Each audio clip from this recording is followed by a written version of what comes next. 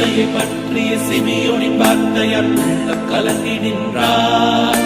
பச்சிலம் குழந்தையை காத்திடவே பயம் கொண்டு நீ ஓடினார்.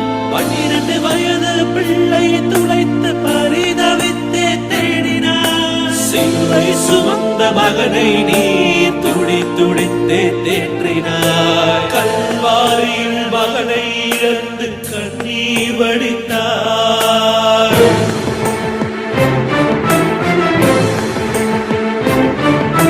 திருமகன் உடலை மடியில் சுமந்து மூச்சடைத்த